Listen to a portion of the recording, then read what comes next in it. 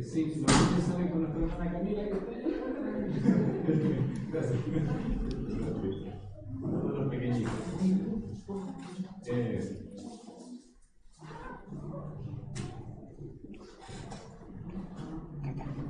Bien, Mateo 24, como nos indicaba nuestro hermano Fabián. ¿Les ha parecido largo Mateo 24, no? ¿O ya quiere saltarlo? ¿Quiere pasarlo de largo, no? ¿Quiere llegar al 25 luego? 25 luego. Muy bien. Bueno, en este capítulo, como usted puede ver, este discurso del Monte de los Olivos que hace nuestro Señor Jesucristo es un momento también significativo para los discípulos. Significativo porque ellos, una vez que el Señor hubo partido, es decir, 52 días después de esta conversación que tuvo el Señor, o 42 días después, aproximadamente, 45 días entre ellos debieron haberse acordado siempre de este discurso que el Señor les dio en el Monte de los Olivos, ahí a la salida de Jerusalén. ¿Por qué? Porque en ese lugar nuestro Señor Jesucristo ascendió a los cielos, saliendo de la ciudad, y unos ángeles se le acercaron, unos varones identificados en el libro de los Hechos, se le acercaron diciendo: así como lo habéis visto subir, así debe ser. Y ellos me imagino que deben haber estado pensando toda su vida hasta que fueron martirizados, salvo el apóstol Juan, de que iban a estar esperando la venida del Señor Jesús. Y nosotros seguimos esperando acá, han pasado 2000 años. Y no es que el Señor retarde su promesa, como usted lo sabe, según el apóstol Pedro cuando escribe en su carta, sino que porque es paciente, entendiendo que ninguno perezca, sino que todos procedan al arrepentimiento. Eso significa que se complete el número de hermanos que han de pertenecer a la iglesia de Cristo, en los cuales a Dios gracias que esperó hasta nosotros, ¿no? Y va a seguir probablemente el tiempo que Él estime para eso. Permiso.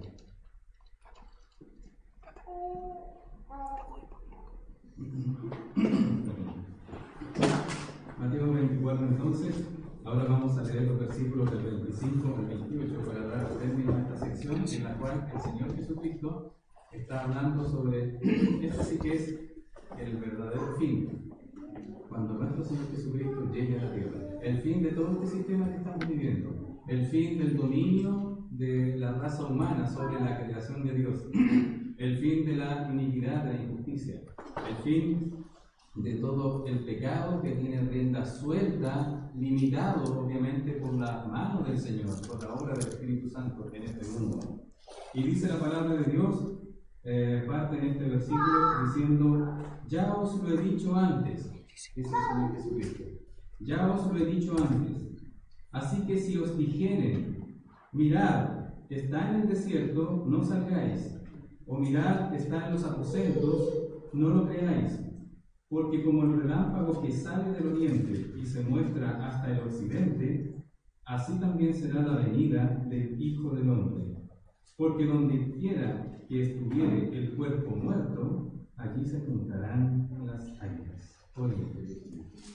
Padre misericordioso, le damos gracias, Señor, por estar ante su palabra.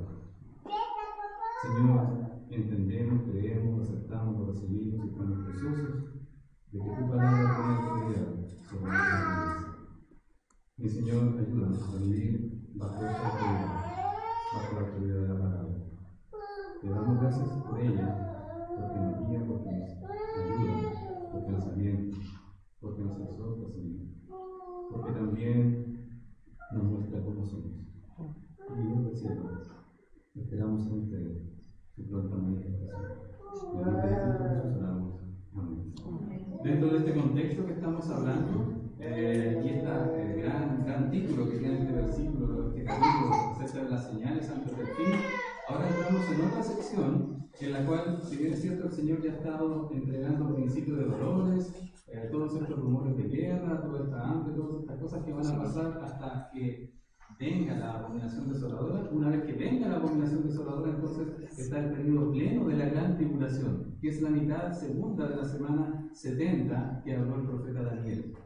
Y en particular, ahora viene el fin, cuando nuestro Señor Jesucristo regresa a la tierra, en su segunda venida, en su revelación, como también se conoce en el libro del Apocalipsis. Por lo tanto, dentro de este gran título que podríamos decir señales antes del fin, ahora viene este otro subtítulo que es llamado la segunda venida de Jesucristo, y el subtema de hoy en día, su aparición. ¿Cómo el Señor va a entregar detalles de cómo va a ser su aparición? En este sentido vamos a responder a la pregunta, entonces, ¿cómo vendrá el Señor? Porque ya el Señor les ha estado diciendo, cuando vean la abominación desoladora, huyan a los montes, arranquen, no vuelvan a la casa, no bajen de la azotea, arranquen al desierto, huyan, escóndanse, todo aquello. Entonces, y muchos le dirán en aquel momento, mientras ustedes quieran escapar, quieran huir, no, ahí está el Cristo, no, allá está el Cristo, y harán tremendas señales, portentosas señales, dice la palabra de Dios, para querer engañar, si fuese posible, a los escogidos. Pero no es posible, por la gracia del Señor. Él nos ha encapsulado, nos ha ayudado mucho en el engaño. Las personas creyentes, hoy en día usted puede darse cuenta, cuando pecamos voluntariamente, ¿no? A sabiendas, prevaricando, por decirlo de una forma judicial, porque sabemos lo que no tenemos que hacer. El mundo va a vivir otra experiencia. Entonces, en ese momento de la huida en la cual estén las personas huyendo, no le crean, dice el Señor Jesucristo. Y ahora comienza estos 4 versículos diciendo, ya os he dicho antes. Es como que, ¿cuántas veces tengo que decírselo? No le crean, sino que les voy a fomentar, les voy a decir cómo va a ser la aparición del Hijo del Hombre en este mundo. Y vamos a ver aquí, en primer lugar, respondiendo a esa pregunta, ¿cómo será la aparición de nuestro Señor? En primer lugar, no será oculta. En segundo lugar, será visto en todo el mundo. Y en tercer lugar, vendrá con juicio. Eso es lo que aparece en estos 3 versículos que leímos a continuación. Hace años atrás, siempre yo recuerdo de cosas. Cuando estoy leyendo, estoy estudiando, o estoy escuchando algo, o viendo algún reportaje, algo así, siempre me acuerdo de cosas que he conversado con hermanos. Cuando estaba en los albores de mi vida cristiana, había llegado a la iglesia, conversaba con un hermano que él llevaba bastante tiempo y tenía el don de evangelista, en particular de persona a persona. Yo lo veía y era muy hábil en hablar con las personas y tratar de llevarlos a un momento en el cual tome una decisión por Cristo, de esa persona. Al menos lo deja, tengo que escoger, tengo que decidir, y no tengo otra opción, es decir, no hay nada que pensar, y deja a las personas así, de esa manera. Y yo me acercaba mucho a él porque conversaba con él, participábamos juntos en distintos ministerios, y él una vez me dijo que él tenía familiares que eran testigos de Jehová. Entonces, las personas de buena reputación, personas de buena conducta, por decirlo de una forma, y que él conversaba con ellos y le decía que mira, lo que nosotros estamos esperando es al Señor. Obviamente habían otros grupos, usted conoce a los adventistas y otros que han puesto fechas a la llegada del Señor Jesucristo. La verdad es que nadie sabe en qué momento va a llegar el Señor. Entonces, me comentaba que estos familiares le decían a él, es que el Señor ya vino. Es como que uno pudiera recordar las palabras del Señor Jesucristo cuando dice, no le creáis, ¿verdad? Porque, bueno, y la pregunta es, ¿y si en realidad ya vino? Y nosotros quizás estamos engañados o quizás estamos con cierto dogmatismo pensando en que el Señor tiene que llegar, tiene que venir. ¿Recuerda usted lo que ocurrió cuando el Señor da la señal clara de cuándo comienza la gran tribulación? ¿Cuál fue la señal clara que Él dijo de que iba a comenzar en ese momento la gran tribulación? dijo la abominación desoladora. ¿Recuerda usted? En el versículo 15. Lo que ocurrió antes no fue eso, no fue el inicio, sino que va a venir esa abominación desoladora. Todavía no ocurre. Pero en esta conversación que él tenía, este hermano con sus familiares, le decía, no, el Señor ya vino. Y ustedes, los cristianos, los evangélicos, están profundamente equivocados porque están esperando algo que ya ocurrió. Bueno, le decía, el Señor comprometió su palabra y dijo que iban a ocurrir ciertas señales a la venida del Señor. De hecho, Él lo dijo, no os toca a vosotros saber las sazones de los tiempos en que el Padre tiene en su propia potestad. ¿Recuerda usted cuando el Señor estaba hablando ahí, en el mismo monte de los olivos antes del partido? Es decir, aquellos momentos en los cuales el Señor ya está, hay evidencias que caen de maduro en que el Señor iba a llegar. El Señor dejó evidencias, dejó señales para su segunda venida, no así para el arrebatamiento. Entonces le respondió a su familiar, me acuerdo claramente de esa conversación. Y dijo, sí, es que el Señor vino y nosotros lo hemos recibido, lo hemos visto con los ojos de la fe. Así lo dijo. Y cuando me contó eso, me dijo, entonces Pablo puede decir cualquier cosa. Ellos en realidad han creído cualquier cosa, han creído algo que en el fondo no está dentro de lo que el Señor había entregado. Ahora entonces la pregunta, si fuesen los ojos de la fe, bueno, cada uno tiene, comillas, su propia fe, y para estas personas, para cada persona, el Señor habría llegado en cualquier momento. Es decir, ya había llegado si fuese así. Pero el Señor deja claramente establecido acá cómo va a ser su aparición en este mundo. Y eso es lo que vamos a ver ahora. Dice la palabra del Señor en versículos 25 y 26. En primer lugar, dice, ya os lo he dicho antes, así que si os dijeren, mirad, está en el desierto, no salgáis, o mirad, está en los aposentos, no lo creáis. O mirad, ha llegado por los ojos de la fe que nosotros lo hemos visto, no creáis. Porque la venida del Señor Jesucristo, como viene a continuación inmediatamente, no será oculta. No será algo en lo cual nadie haya sabido cuándo llegó y que de repente se descubrió y se está corriendo las voces, o son un secreto a voces de que realmente el Señor Jesucristo llegó, pero el mundo no supo, no se enteró. Y eso es lo que se pretende mostrar, pretende dejar de mentiroso al Señor cuando en realidad Él nunca ha dicho que va a venir de una forma oculta. Es más, en su primera venida, el Señor Jesucristo anunció cuándo iba a venir, anunció cómo iba a venir, anunció dónde iba a venir. ¿Se recuerda usted? ¿Se recuerda el episodio cuando los sabios del Oriente llegaron al palacio de Herodes? Y dijeron, hemos venido a ver al rey de los judíos, hemos venido a adorarle. ¿Y qué hizo Herodes? Esto lo he comentado en otras ocasiones, especialmente en Navidad, si te recuerdas. ¿Y qué fue lo que hizo Herodes? Herodes nada de todo. Él averiguó, quiso averiguar dónde y cuándo. Los sabios del Oriente le dijeron, hemos visto su estrella. Entonces le dieron a conocer los tiempos en los cuales venía. Y si usted recuerda por la profecía de Daniel, bueno, tenía que suceder 69 semanas después de la orden para restaurar los muros de Jerusalén. Y eso andaba por esa época en la cual Herodes estaba gobernando. Pero por otro lado, él preguntó aparte a los principales sacerdotes y los escribas. Les preguntó, ¿dónde tenía que nacer el Mesías? ¿Dónde tenía que nacer el rey de los judíos? Le preguntó él. ¿Y qué le dijeron los principales sacerdotes y los escribas? En Belén. Citaron Miqueas 5:2. En Belén de Judea. Porque dicen, así ha dicho el profeta. Perfecto. Es decir, aún. Y de la forma, en el libro de Isaías, usted sabe, dice que la Virgen concebirá. Entonces, aún ese momento en el cual nuestro Señor Jesucristo vino por primera vez, ya fue anunciado la forma, ya fue anunciado el lugar, ya fue anunciado el tiempo.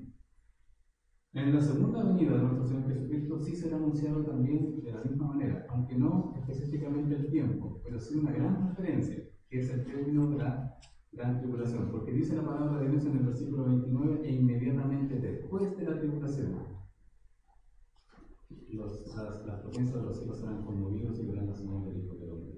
El Señor ya aún entrega indicios, pero también entrega otras cosas. Dice aquí el Señor, cuando venga en su momento, por esa razón, recuerda que lo que estuvimos viendo la semana pasada, por esa razón los días de la gran tribulación serán acortados, serán terminados abruptamente. Ya han sido determinados que iban a ser solamente 3 años y medio de persecución para los hijos de Israel, para los creyentes de los hijos de Israel en particular, y especialmente también para todos los creyentes del mundo que no son israelitas, que van a estar en todo el mundo, porque va a haber una persecución sin precedentes mundial a todos los que no se marchen. Entonces, en ese tiempo, las personas que hayan aceptado a Cristo durante el periodo de la gran tribulación ya no se podrán añadir a la iglesia. Usted ya no podrá ir a la iglesia a adorar al Señor, porque la iglesia ya hubo partido, ya está en los cielos durante ese periodo. Por lo tanto, es hoy en día en el cual tienen las personas no creyentes de entrar en el reino de los cielos. Durante ese periodo de la gran tribulación también van a tener una oportunidad, una última oportunidad, pero va a ser bajo pena de muerte. Es decir, tendrán que costarle la vida a esas personas. Por eso hoy en día, hermanos queridos, primera cosa, como hijos de Dios, debemos dar gracias por el Señor haber afectado nuestra vida, haber tocado nuestro corazón, haber abierto nuestros ojos, para que nosotros podamos recibir al Señor Jesucristo en una decisión voluntaria, llevada de la mano del Señor. Él tuvo la iniciativa, Él nos abrió el entendimiento, Él nos buscó. Usted está aquí porque Él nos buscó. Amén. Entonces, ¿qué va a pasar? Y permítame, durante ese momento, mientras estén los engañadores diciéndole, no, aquí está el Cristo, no, en realidad está allá. No, yo lo vi en Estados Unidos, en Puerto Rico, lo vi en Rusia, lo vi en Israel, allá lo vi.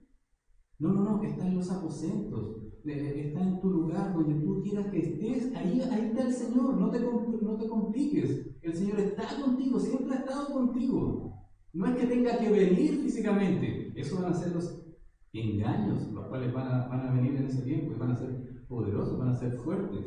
Durante ese periodo van a haber 2 tipos de personas. En general, siempre hay 2 tipos de personas, usted lo va a ver. Los incrédulos, que son los que se pierden, y los escogidos, que son los que se salvan.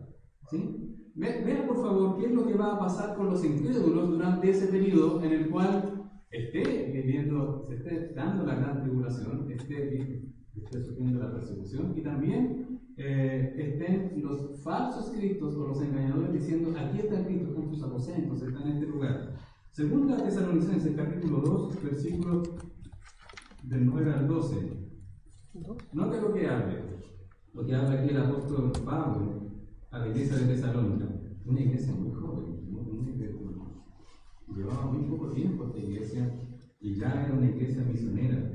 Segunda Tesalonicenses 2, del 9 al 12 dice, inicuo, hablando del anticristo, hablando del hombre de pecado, hablando del hombre que se va a sentar en el trono de Dios haciéndose pasar por Dios y después va a exigir la adoración para él. Inicuo, dice, cuyo advenimiento es por obra de Satanás, con gran poder y señales y prodigios mentirosos. Eso va a estar pasando, va a estar ocurriendo en el tiempo de la gran tribulación.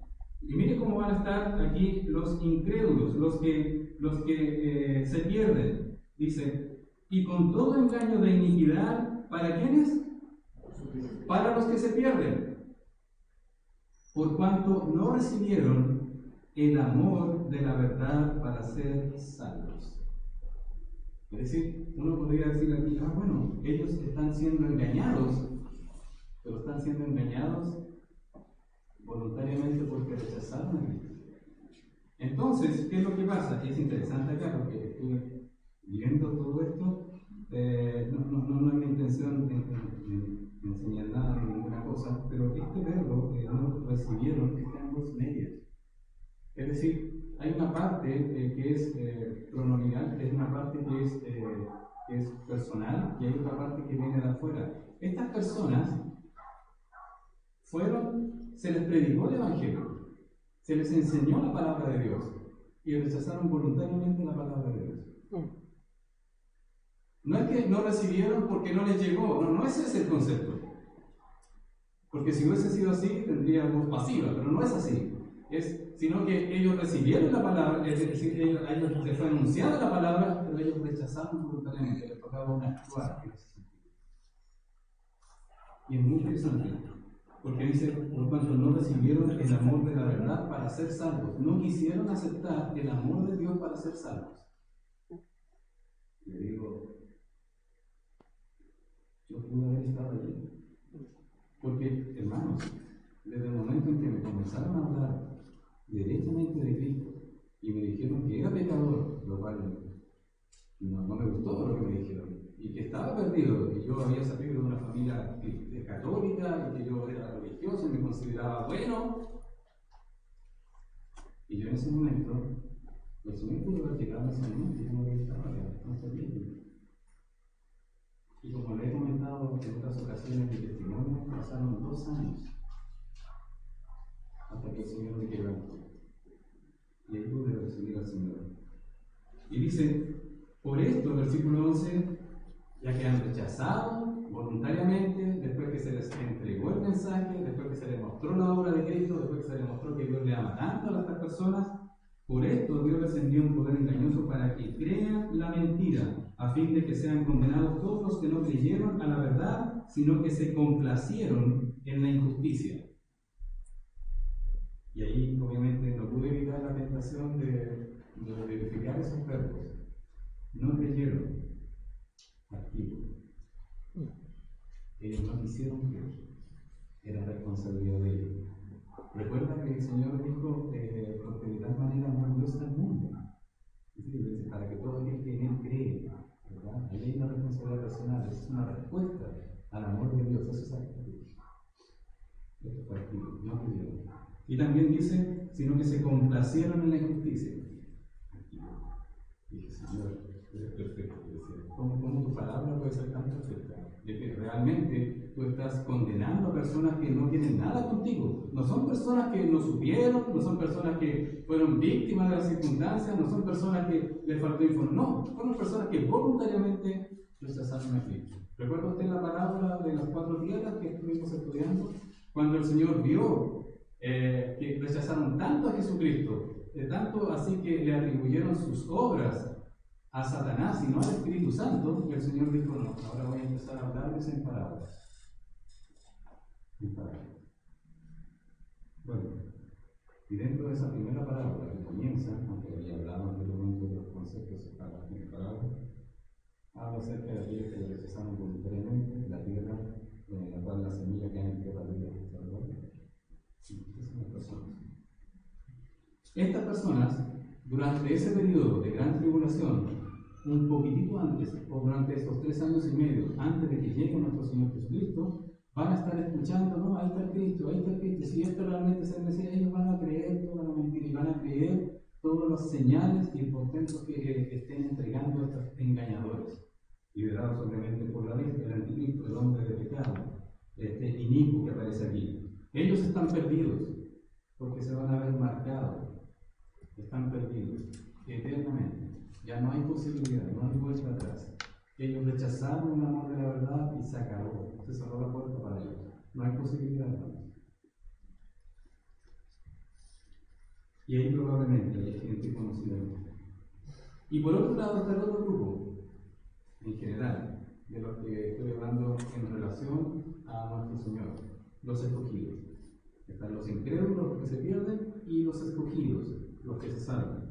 Y dice la palabra de Dios, Apocalipsis capítulo 7, versículos 9 y 10. Es interesante esto, hermano, cuando usted lo pueda estudiar. Dice Apocalipsis capítulo 7, versículos 9 y 10.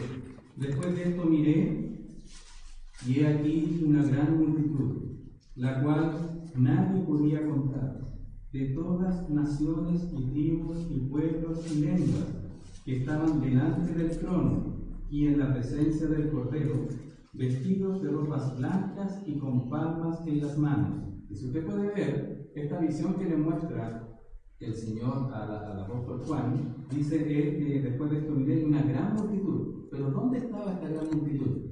Esta gran multitud estaba delante del trono. Por lo tanto, estaba en los cielos. Por lo tanto, ya no estaba arriba. ¿Sí? ¿Me sigue? Y dice una gran multitud la cual nadie podía contar. No se le dio su número en ese momento. Y dice, de todas las naciones, tribus y pueblos y lenguas. Es decir, ¿qué es lo que está viendo Juan en estos momentos? Está viendo, le está mostrando en el cielo que hay millones de personas, muchas personas, que están delante del trono, vestidos de ropa blanca. Y él pregunta, y aquí dice, y clamaban a gran voz diciendo, la salvación pertenece a nuestro Dios, que está sentado en el trono del Cordero. Si están en el cielo, es porque obviamente han reconocido a Jesucristo, han reconocido al Cordero, ¿cierto? Ahora, vean lo que dice en el versículo 13 en adelante. En el versículo 13 dice, entonces uno de los ancianos habló, estos 24 ancianos que están alrededor del trono, uno de los ancianos habló diciéndome, estos que están vestidos de ropas blancas, ¿quiénes son y de dónde han venido? Es una pregunta, obviamente, el anciano lo sabía. ¿Por qué se la preguntó a Juan? Es para que nosotros supiéramos. Qué bueno, hermano, ¿cierto? Entonces, miren la respuesta que le da. Y yo le dije, Señor, tú lo sabes.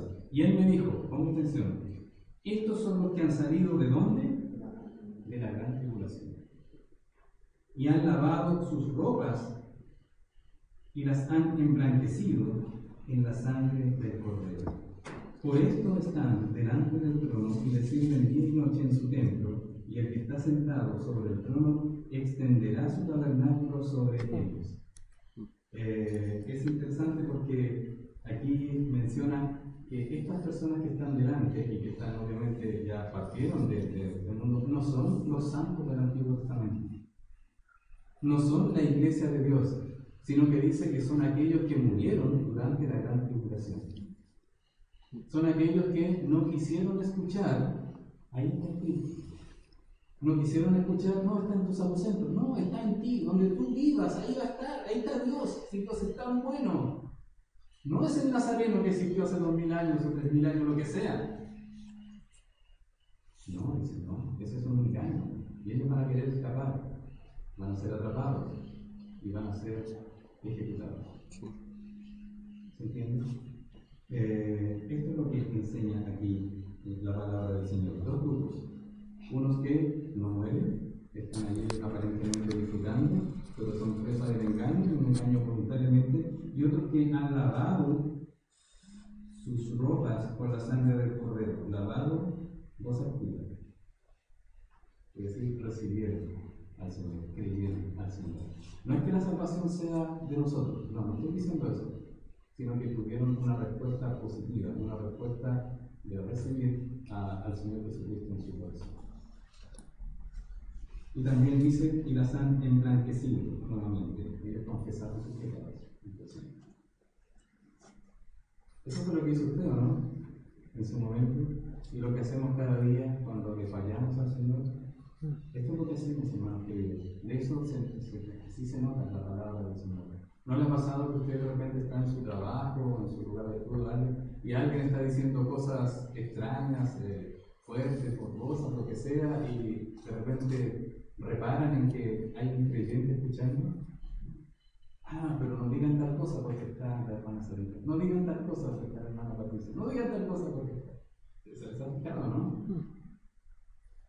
Pero ¿cómo es por dentro? ¿Estamos realmente emblanqueciendo nuestras almas con el Señor? Entonces, ¿qué es lo que muestra acá? La palabra del Señor nos dice, Hechos 1:11, los cuales también les dijeron, varones galileos, estos son los ángeles que se pusieron ahí al lado de los apóstoles cuando estaban en el monte de los olivos, cuando viendo cómo el Señor se alejaba y se iba hacia los cielos. Decían, varones galileos, ¿por qué estáis mirando al cielo? Este mismo Jesús, que ha sido tomado de vosotros al cielo, así vendrá como le habéis visto ir al cielo. No vendrá en oculto, no estará escondido en un lugar, no estará en los aposentos, no estará allí que nadie supo, no, vendrá de esta manera como ustedes lo están viendo, físicamente, ocularmente. De esa manera vendrá, dicen estos ángeles a los apóstoles que estaban ahí mirando al cielo. ¿Se da cuenta? Entonces el Señor, en este discurso del Monte de los Olivos, estos 40 y tantos años, 40 y tantos días antes de que Él partiese a los cielos, antes de que Él fuera llevado a la cruz del Calvario, Él les está diciendo, no será así en oculto, yo no voy a venir en oculto, yo voy a venir de tal manera en que todos me van a ver. Y eso precisamente lo que viene a continuación en el siguiente versículo 27. ¿Cómo vendrá entonces? ¿Cómo será la aparición de nuestro Señor Jesucristo? La segunda aparición será visto en todo el mundo.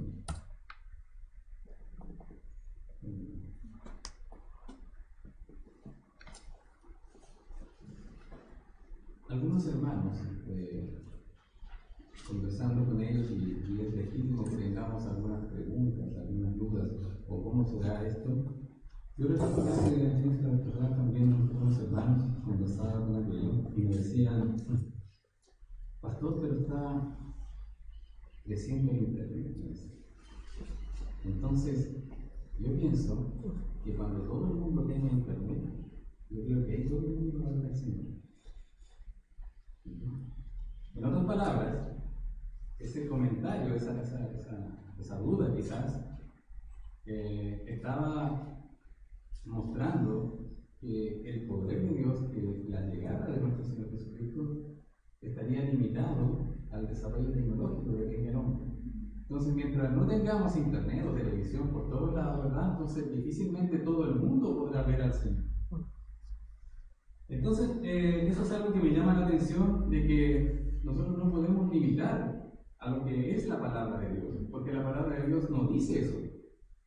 La palabra de Dios muestra cómo el Señor Jesucristo va a llegar y cómo lo está diciendo el Señor Jesucristo a los apóstoles que están ahí. Dice versículo 27, como el relámpago, porque no será así en oculto, porque como el relámpago que sale del oriente y se muestra hasta el occidente, así será también la venida del Hijo del Hombre. ¿Se puede captar la idea? No está diciendo que Jesús va a ser un relámpago, dice, ¿cómo el relámpago que aparece, verdad? No sé si el otro día, ahora en enero me parece que hubo cosas así, y se asustan los perritos, me acuerdo de la cama llena de perros, hay todos los perritos. Viene el trueno, ¿no es cierto? Y uno sabe que va a aparecer algo, y se ve el relámpago. Y cuando aparece el relámpago, nadie puede decir que no lo vio, porque se ilumina todo, ¿no? A menos que ocurra en el otro hemisferio y que no tenga, por la computadora no tenga posibilidad de verlo. Así.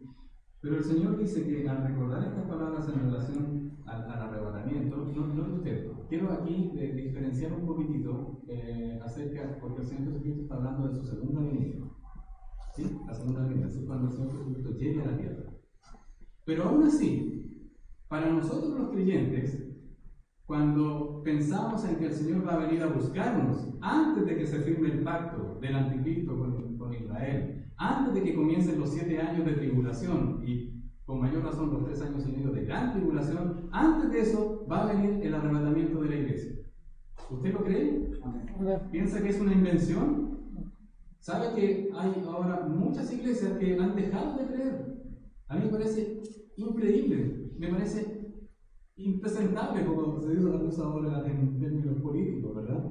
Me parece inconcebible que estando allí en las escrituras, en Tesalonicenses, abrir y cerrar de ojos en los cuales seremos arrebatados, y se utiliza esa palabra, que seremos literalmente sacados de entre medio, que se esté negando.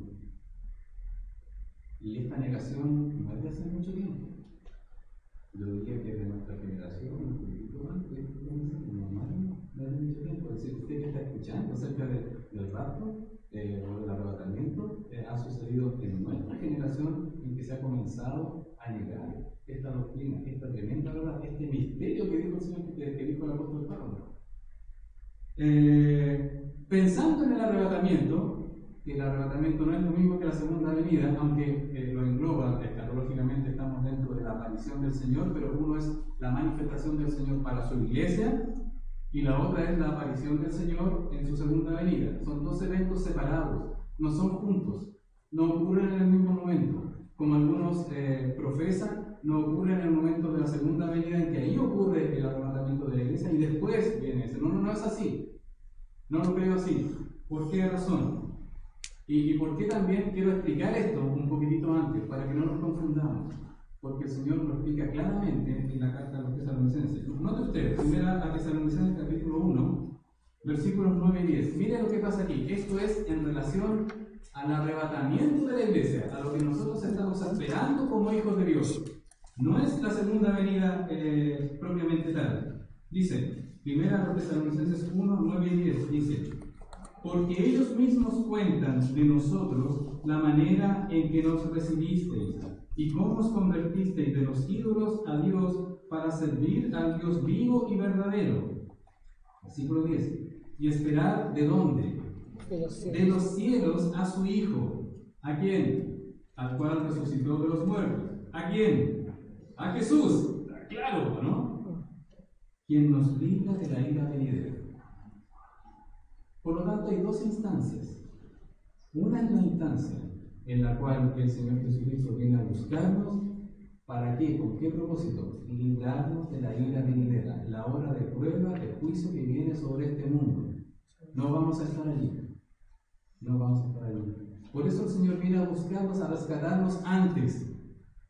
Y este es el arrebatamiento de la iglesia, el que habla el apóstol Pablo en el capítulo 4 de 1 Tesalonicenses. Él lo dice claramente. Y también en Filipenses, ¿no es usted lo que dice? Filipenses 3:20, dice: más nuestra ciudadanía, ¿dónde está?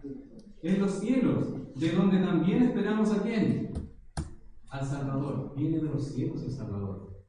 En ambas situaciones, en ambos eventos, el Señor viene desde los cielos. No está allí escondido, entre ocultos, no está allí en su lugar, no está en su aposento, no apareció en un momento en el cual nadie supo y ahora nos viene a rescatar. No es así. Viene desde los cielos, tanto el arrebatamiento de la iglesia como la segunda venida de nuestro Señor Jesucristo. Por lo tanto, es inequívoco, no hay error en ese aspecto a nuestro Salvador. Entonces, ya estando fuera la iglesia de Dios, viene ahora el periodo de 7 años, la semana 70 de Daniel. En su segunda parte, la gran tribulación, ya en estos últimos momentos de la gran tribulación, en donde los días son acortados, ya no hay más, se termina abruptamente, son mutilados esos días, se acaban, no hay ni un minuto más. Ahí viene el Señor Jesucristo en su segunda venida, que es lo que le está explicando nuestro Señor a los apóstoles, ahí en el monte de los olivos. Y dice: como el relámpago. Como el relámpago. No será como la primera vez cuando vino como un bebé, en que tuvo que estar en el vientre de María varios meses, ¿cierto? 8 meses, 9 meses, etc. No sabemos exactamente. Sino que su venida será súbita, como el relámpago va a aparecer, va a ser repentina. Pero repentina, de acuerdo a esas circunstancias, puesto que ya el Señor ha dado señales. Y vamos a ver más adelante, en el versículo 21 en adelante, cuáles son esas señales. Y además, que va a ser súbita, dice, como el relámpago, dice que será conocida en todo el mundo simultáneamente. Dice, así como el relámpago, ¿verdad? Leo nuevamente, porque como el relámpago que sale del oriente y se muestra hasta el occidente, y se muestra hasta el occidente, así será la venida del Hijo del Hombre. Los que miren hacia allá, los que estén allá, los que miren hacia allá, los que estén allá, todos ellos al mismo tiempo van a ver al Señor Jesucristo. Pero que algunos van a estar de día, otros de noche, van a estar nublados, todos los van a ver. Ese no es porque no va el Señor. Él es omnisciente, Él es omnipresente, Él va a estar en todos los lugares al mismo tiempo. No necesita su smartphone, no necesita su televisión, no necesita su equipo de radio, no necesita nada de eso. Lo va a ver, usted lo va a ver. Bueno, lo puede tener. Todo el mundo lo verá. Y de hecho, dice la palabra de Dios en ese sentido. Apocalipsis 1:7, cuando nuestro Señor muestra la revelación de este último libro al apóstol Juan en la isla de Patmos, en Apocalipsis 1:7 dice: he aquí que viene con las nubes y todo ojo le verá. No solamente algunos, todos los que estén en este mundo van a ver al Señor Jesucristo. No va a ser en oculto, no va a ser escondido, no hay que decirle, yo sé dónde está el Cristo, yo te puedo indicar dónde está el Cristo, no, yo sé dónde está. Porque van a salir muchos de eso, ¿no? Todo el mundo lo va a ver, va a ser testimonio a todo el mundo. Dice, todo con leerá, y los que le traspasaron. ¿Quiénes le traspasaron? El pueblo de Israel en primera persona, ¿cierto? Sus dignatarios, pero también todos los demás. Porque el Señor Jesucristo murió por todos los pecados de la humanidad, todos, sin excepción. Yo no puedo creer que el Señor Jesucristo murió por todas las personas. Su palabra lo dice, y Él es la autorización. Y no solamente de nuestros pecados, sino solamente por los muertos, sino por todo el mundo. Su palabra lo dice. Murió por mis pecados, y murió por los pecados de las personas que no se van a arrepentir. Amén. Apocalipsis 19, 11 y 16. Mire qué magnificencia, qué gloria es la que muestra nuestro Señor Jesucristo.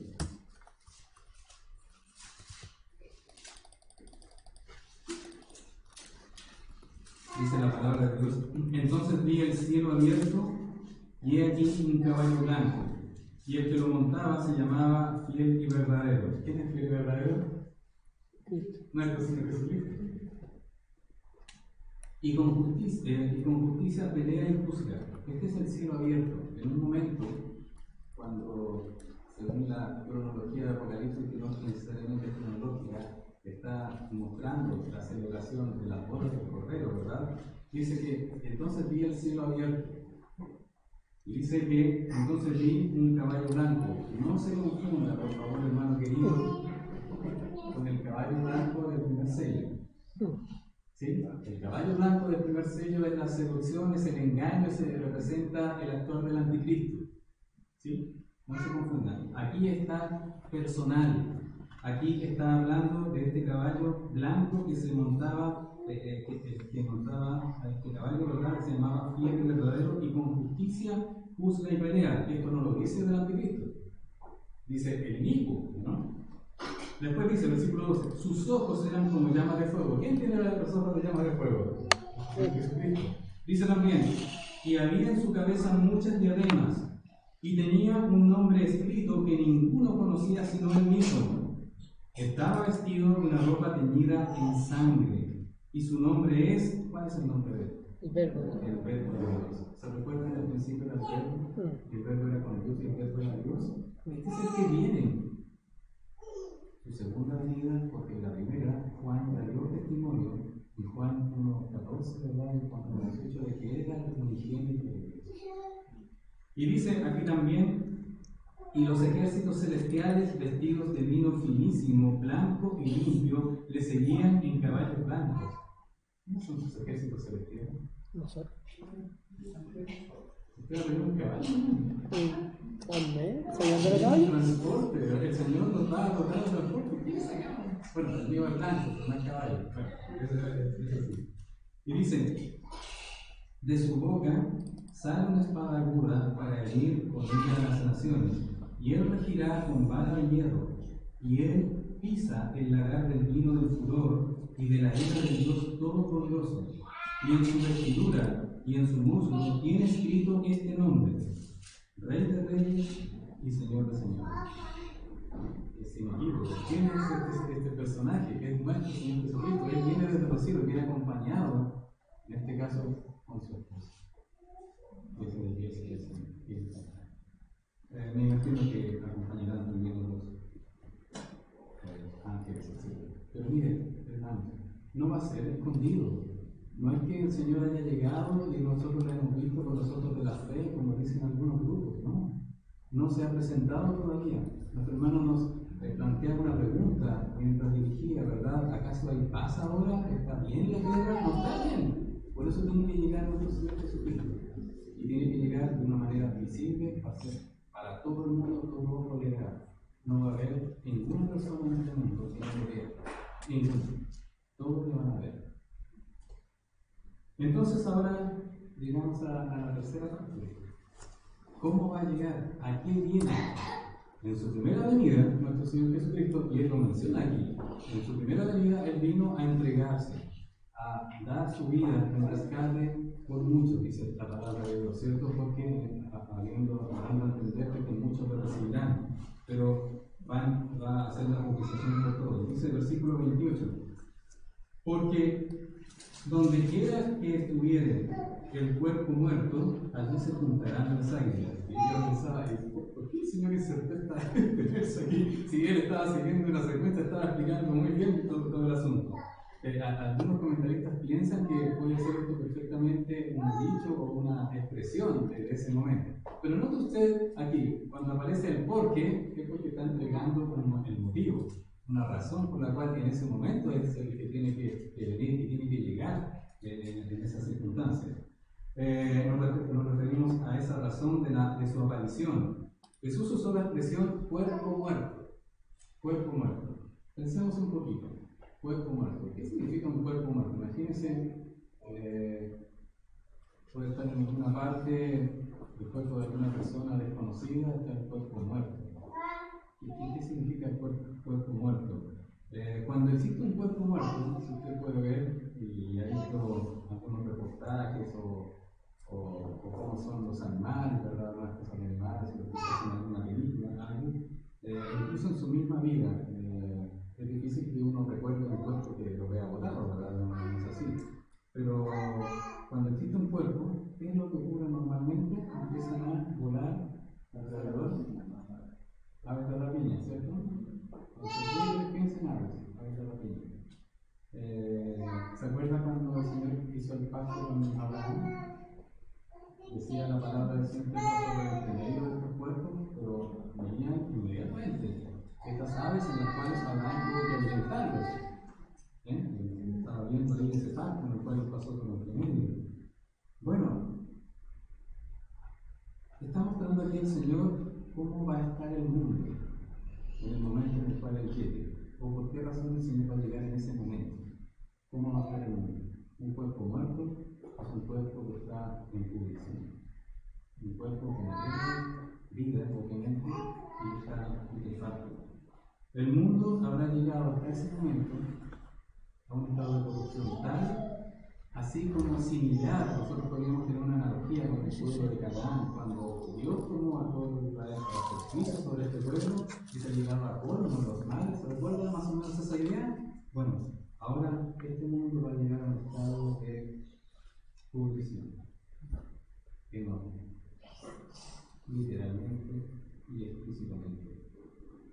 Hermanos, quiero resumir esto, porque es mucho, pero usted puede simplemente recordar, ¿y cuál es el estado de producción? ¿Acaso no se está mejorando este mundo? Bueno, empezamos hace algunos años con uno de los vecinos que está aquí, mi hermano de Pablo. En una ocasión estuvimos allá, después me acuerdo de una reunión de oración, estuvimos en su casa, hablamos del evangelio, explicamos todo. En esa ocasión estaba mi esposa y estaba hablando. ¿Se recuerda de esto? Y hablamos del evangelio. Y dijo, no, pastor, yo no lo veo así, me dijo. Fue bastante respetuoso en cuanto a su respuesta, pero yo no lo veo así.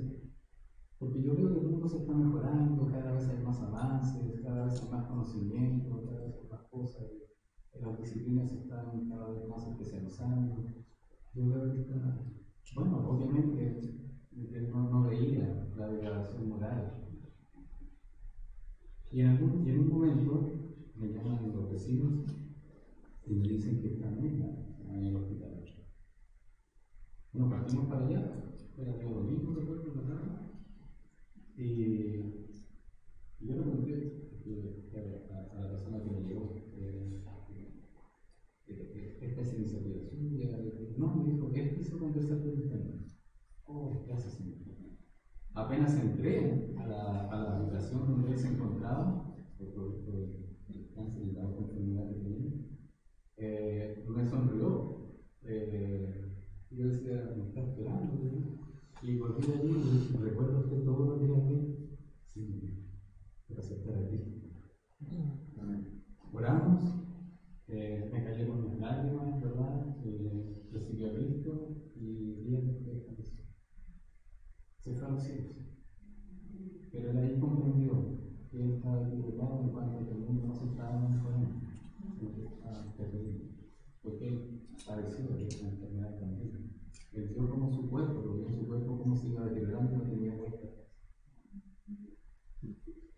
pasar con este mundo, hermanos? Esto va a pasar. Abortos. Estamos viendo, ¿no? ¿Cuántos millones de personas matan el mundo anualmente por abortos? Muertes de todo tipo. Muertes. Guerras. Y estamos hablando de a lo que se refiere a nuestro Señor Jesucristo en tiempo de la gran tribulación. Hambrunas. Destrucción de la naturaleza. ¿Recuerda usted? El tercer sello de mortandad. Después habla de asesinatos de gente inocente. Se les va a perseguir a las personas por no marcarse, por no adorar a la bestia. Algo similar, pero a inmensa escala, amplificada de lo que ocurría en el Imperio Romano con nuestros primeros hermanos, en que ellos tenían que abandonar su fe, blasfemar a Jesucristo y adorar al emperador. Esa era la figura de espada. Recuerdo el caso de Policarpo. Él dijo, ¿no? Yo 86 años he servido al Señor y nunca Él me ha hecho mal. ¿Cómo le voy a negar ahora? Inocentes. Robos y confiscaciones hechas, legales. Imagínese usted, nosotros partimos a la presencia de Dios. ¿Qué va a pasar con nuestra casa? No la vamos a llevar, ¿verdad? No vamos a llevar nada de lo que tenemos acá. Queda todo allí. Ya no es ni para los herederos, ni para nada, aquí con nuestros bienes, todo lo que usted tenga. Sus cuentas en Suiza, todas esas cosas que usted quiere. Los paraísos fiscales. Los bitcoins, las criptomonedas, todo aquello. Persecución, gran tribulación, ejecución de mártires, que va a ser a la vista de las personas. Hecho notable, lo tenemos en los dos testigos. Lo van a ejecutar por la paz de Cristo. Pero el Señor le va a dar el momento de resurrección. Va a ser notorio, va a ser el asombro a las personas que ejecutan. Idolatría, adoración abierta y mundial a Satanás, a la bestia, apostasía en general, apostasía, y no te miento, odio al Señor. Va a haber un odio generalizado a nuestro Señor Jesucristo, porque le aborrecieron.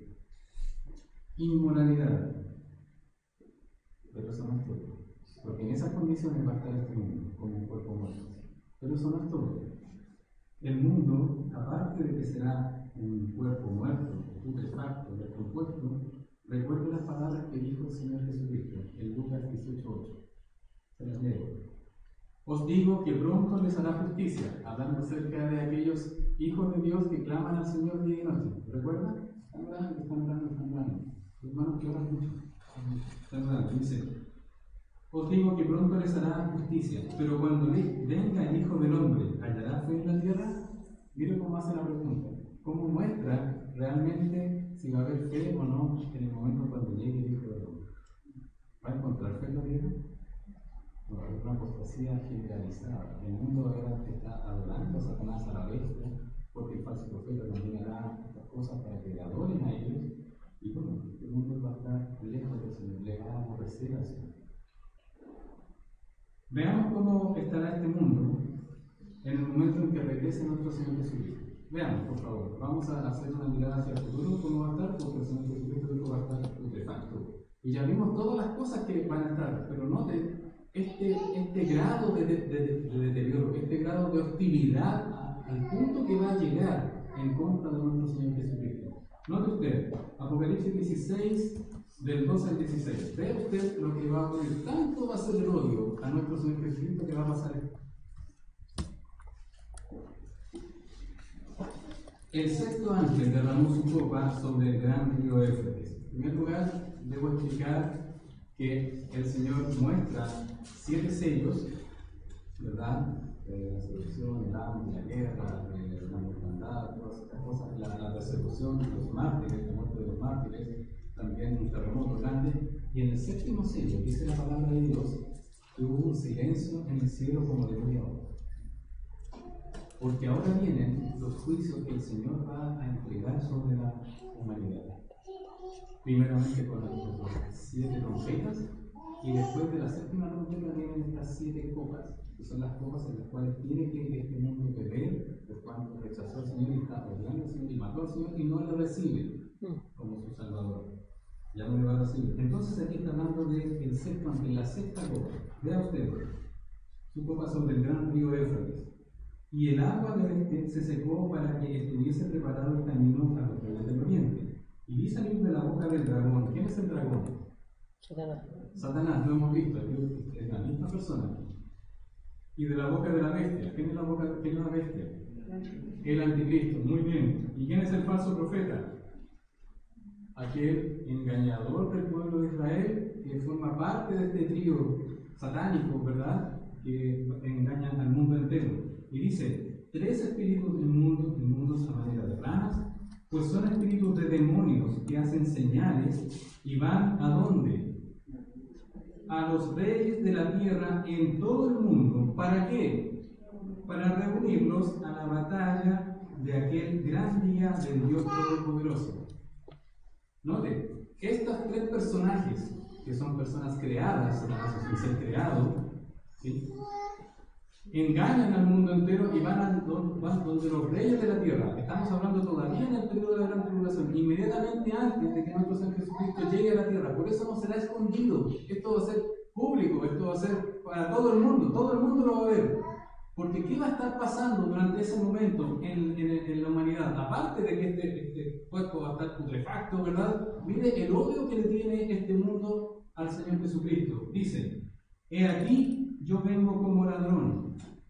Bienaventurado el que vela y guarda sus ropas para que no ande desnudo y vean su vergüenza. Y los reunió en el lugar que en hebreo se llama Armagedón. ¿Has escuchado de Armagedón? Hemos escuchado muchas cosas de Armagedón. Salió películas de Armagedón que no tienen nada que ver con Armagedón. Entonces, ¿qué va a estar haciendo el mundo? Va a ser tal su nivel de odio al Señor que va a preparar a todos los ejércitos para guerrear contra el Señor. Alguien dijo por ahí, suerte.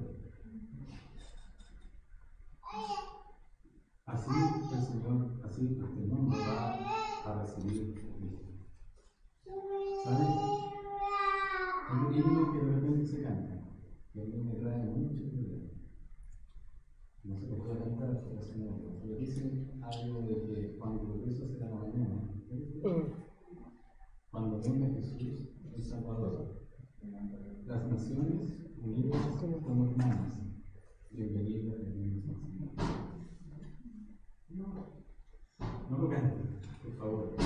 Puede ser muy bonita la melodía, pero no está diciendo la verdad, porque las naciones no van a estar unidas como hermanas esperando al Señor.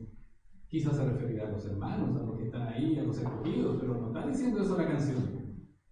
Porque las naciones van a estar preparando sus cañones, preparando su artillería, preparándose todo para pelear contra el Cordero. No, ese es el grado de hostilidad que precede inmediatamente y que va a estar en ese mismo instante el Señor Jesucristo cuando descienda a los cielos.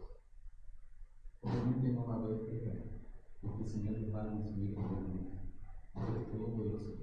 No va a estar peleando de pombo a pombo, de tú a tú, en la pelea corta. No me interesa eso. No es eso. Una rebelión mundial de todas las naciones para con el Señor, y es como que lo estuviesen esperando, ¿no? Ahora, el mundo odia a Jesús, y en esos días darán rienda suelta a su rebelión en contra del autor de la vida. Los ejércitos de este mundo se preparan para hacerle frente al Señor. Yo no había conversado con mi hermano Fabián. Salmos capítulo 2, ¿verdad? Versículos del 1 al 3. Dice, ¿por qué se amotinan las gentes? Salmos 2, versículo del 1 al 3. ¿Por qué se amotinan las gentes y los pueblos piensan cosas vanas? Se levantarán los reyes de la tierra y príncipes consultarán unidos contra Jehová y contra su ungido. ¿Quién es su ungido? Jesucristo, nuestro Señor Jesucristo, el Verbo de Dios, Rey de Reyes, aquel que viene con la ropa teñida en sangre. Dice, rompamos sus ligaduras y echemos de nosotros el fuego. Este es un salmo, ¿verdad?, que está hablando de ese momento en el cual nuestro Señor Jesucristo venga y cómo lo va a estar esperando este mundo. De ese momento. No así los escogidos, porque los escogidos van a estar huyendo y muriendo. Algunos van a salvar y se van a librar de él. Apocalipsis 19, versículos 17 al 21. Todo este pasaje es interesante, hermanos, para ver un poco la magnitud de qué es lo que va a ocurrir y por qué el Señor Jesucristo menciona esta frase dando cuenta de cómo va a ser este mundo como si fuese un cuerpo putrefacto, ¿verdad? En podredumbre, y cómo el Señor qué es lo que va a hacer. Apocalipsis 19, 17 al 21. Después que se ve este cielo abierto en el cual desciende nuestro Señor Jesucristo, pues dice la palabra de Dios: y vi a un ángel que estaba en pie en el sol. ¿Estamos allí? Sí, bien. En el sol. Y clamó a gran voz diciendo: a todas las aves que vuelan en medio del cielo. Note que el Señor tiene poder sobre la naturaleza, Él lo creó, ¿verdad? Y aquí manda un ángel, que este ángel va mandando una orden, ejecutando la orden del Señor, que manda a todas las aves que están en medio del cielo. Dice: venid y congregaos a la gran cena de Dios. ¿Cuál es la cena de Dios? No confunda la cena de Dios con las bodas del Cordero. Son dos cosas distintas, ¿ya? Aquí los hermanos que estamos aprendiendo teología, ¿verdad? Dicen: pastor, hay tantas cosas. No se confundan. Es muy sencillo. En este caso hay que seguir el libro, nada más. El libro del Espíritu Santo. Él es el que nos enseña. Dice: congregaos a la gran cena de Dios. Versículo 18. Para que comáis carnes de reyes y de capitanes y de fuertes, carnes de caballos y de jinetes y carnes de todos, libres y esclavos, pequeños y grandes. Dios va a preparar a estas aves de la peña, a estas aves que están ahí, para ese momento y para ese lugar, porque está preparando un banquete para estas aves. ¿Me sigue? ¿Sí? Y vi a la bestia y a los reyes de la tierra y a sus ejércitos reunidos para guerrear contra el que montaba el caballo. ¿Quién es el que montaba el caballo? Cristo. Nuestro Señor. Y toda la gente para pelear con Él, en lugar de arrepentirse de sus pecados, en lugar de saber, es inminente su llegada en ese momento, ya saben que viene y se preparan para pelear. Y dicen: y contra su ejército, contra nosotros. Y la bestia fue apresada, y con ella, ¿quién más? El falso profeta que había hecho delante de ella las señales por las cuales había engañado a los que recibieron la marca de la bestia y habían adorado su imagen. Estos dos fueron lanzados vivos dentro del lago de fuego que arde con azufre. Y los demás fueron muertos. Es decir, que el Señor viene, ¿verdad? Y a este trío toma a estos dos, a la bestia y los falsos profetas, y los arroja vivos al lago de fuego. En estos momentos no hay personas en el lago de fuego. Ellos son los que, cronológicamente hablando. ¿Y qué hace con el tercero, que es el primero en este caso, Satanás? Lo ata por 1000 años. Él lo deja sin operación, no puede actuar. ¿Y qué pasa con todos los demás? Los reyes, los capitanes y todos los que están reunidos en ese lugar que se llama Magedón. Dicen: y los demás fueron muertos con la espada que salía de la boca del que montaba el caballo. ¿Y qué dice? Y todas las aves se saciaron de las carnes de Dios. Esta es la cena de Dios, la cena de las aves. Va a ser en la tierra. No es como la boda del Cordero, que vamos a estar nosotros, porque hacemos sus cosas, que va a ser en los cielos. Es otra cosa totalmente distinta, que está en la cena de las aves de la peña que tiene preparado el Señor y que está preparando para ese momento, para ese tiempo. Hermanos, es terrible. ¿Por qué? Porque el Señor tiene que limpiar la podredumbre que hay en la tierra y va a utilizar a sus propias aves, a su propia creación, para poder hacer esa limpieza, de la cual van a terminar todos los muertos. Ese es el culmen de este cuerpo corrupto, de este cuerpo de corrupción, en el cual se va a encontrar la humanidad. La humanidad no va a mejorar, no va a mejorar mucho. Va a seguir de mal en peor, pudriéndose inmoralmente por el mundo. Aplicación para nosotros. Usted se da cuenta entonces por qué el Señor dice: no le crean, no es así, va a ser público, todos me van a ver, todos me van a ver. Todos van a saber cuando yo llegue. Esto no va a ser una cosa así oculta. Todo el mundo va a saber. Y va a ser terrible para esas personas.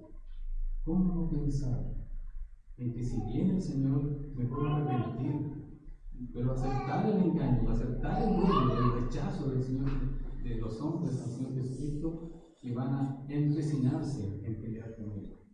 Hoy en día no hay guerras abiertas, digamos, guerras con fusiles, con armamento de guerra todavía hacia el Señor.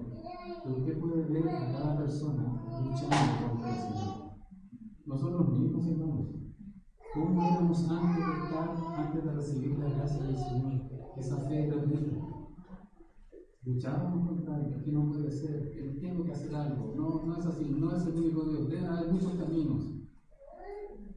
Y aún así, después de ser creyentes, a veces seguimos luchando con cosas, ¿no? Seguimos luchando.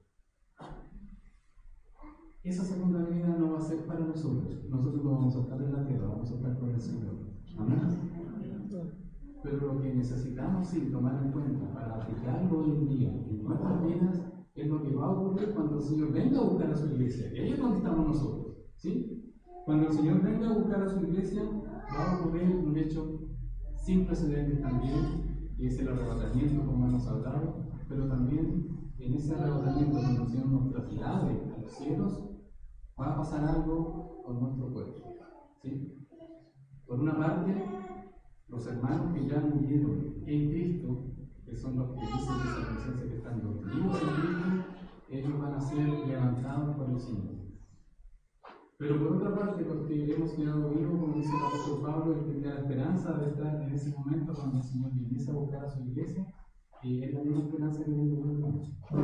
Y yo podría decir que yo quisiera vivir muchos años, yo quiero ver a mis nietos, quiero ver a mis bisnietos, a tataranietos, no sé cómo voy a llegar, pero bueno, pero sí me gustaría tener. Quisiera ver, pero bueno, el Señor sabe, si el Señor viene y nos lleva, esto es lo que va a ocurrir con su cuerpo. Con ustedes. 1 Corintios, capítulo 15, versículos 42 y 43.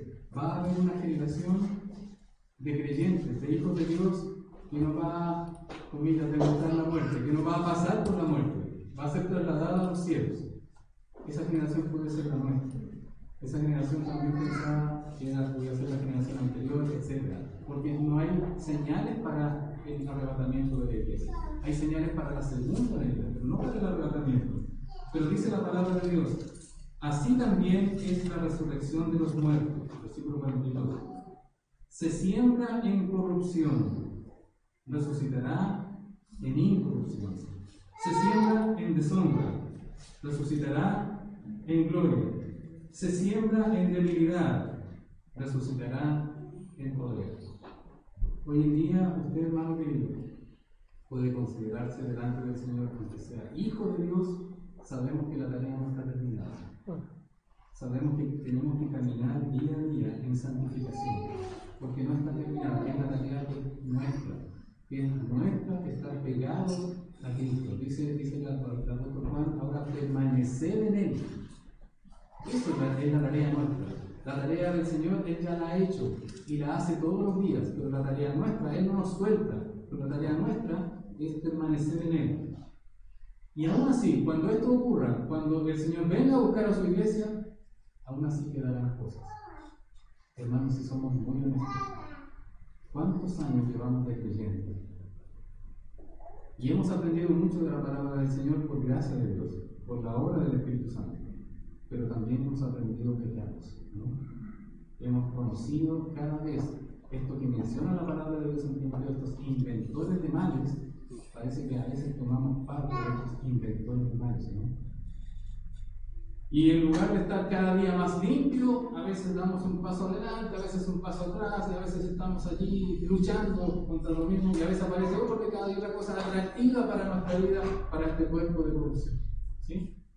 Entonces, ¿qué tiene que hacer el Señor? ¿Y qué va a hacer el Señor en el momento del traslado para nosotros? Ya sea usted duerma esperando a Cristo, o ya sea esté vivo esperando a Cristo, el Señor tiene que cambiar y transformar este cuerpo en un cuerpo glorioso, en un cuerpo incorruptible, porque aún así tenemos corrupción, en un cuerpo que se siembra en deshonra, pero va a resucitar en gloria, un cuerpo que se siembra en debilidad, porque somos débiles, ¿no?